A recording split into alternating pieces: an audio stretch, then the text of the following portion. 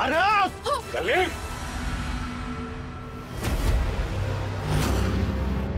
हळदीमध्ये दारू प्यायला अजून उतरले नाही वाटतं तुझी? माझ्या विरोधाचं काय बोलला ना तू, इथंच उतरून तुझी दारू.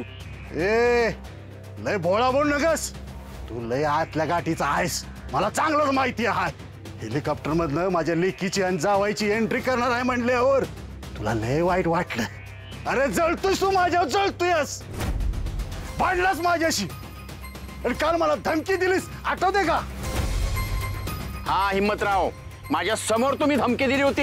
ए सरपंच, अरे दिवसात लई वेळा मी लोकांना तुझे एका गावात 2 तुकडे करून म्हणतो, म्हणून मी काय तुकडे करत फिरत असतोय रे? अरे धमकी देणं आणि तसं करणं याच्यात लई फरक आहे. आणि मला येड लागलंय होय याच्या पोरीला गायब करायला. आणि याच्या घरातले पैसे गेले म्हणतो. ए तुला मी काय चोर दरोडेखोर वाटतो रे?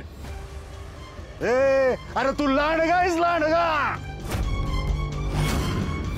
अरे परा पैशाचा झोळ केलायस तू. अरे तुझ्या हाताने पैसे सुटत नाहीत. अरे दुसऱ्याच्या पैशावर नजर पडली की तुझ्याकडे कधी असं तुला वाटतं या. अरे 1 नंबरचा जळका आहेस तू, जळका. अरे कुणाचं चांगलं होत असलं की तुझ्या पोटात दुखतं या, म्हणून तू माझं पैसे चोरला असणार आहेस आणि माझ्या लेकीला लपून ठेवलं असणार आहेस. की अरे बास कर की, काय बडबडते असे? असं समजा बोलताना तुझी जीभ कशी झाडली नाही ना?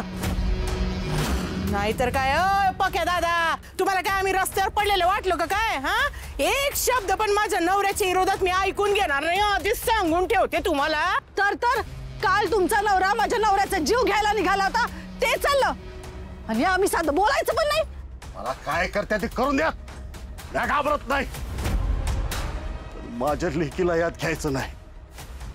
तू माझ्या लेकीला आत लपून ठेवला असणार आहेस. मला आज झडती घ्यायचीच आहे. तू हो बाजूला.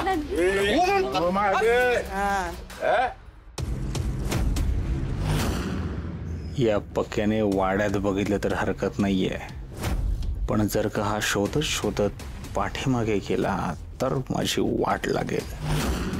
माझ्या घराची झडती घ्यायला तू काय पोलीस लागून गेला वय रे? अरे पक्या ऐक की माझं, तुझी माधुरी इथे नाही. ए म्या झडती घेणार तरच माझा विश्वास बसेल.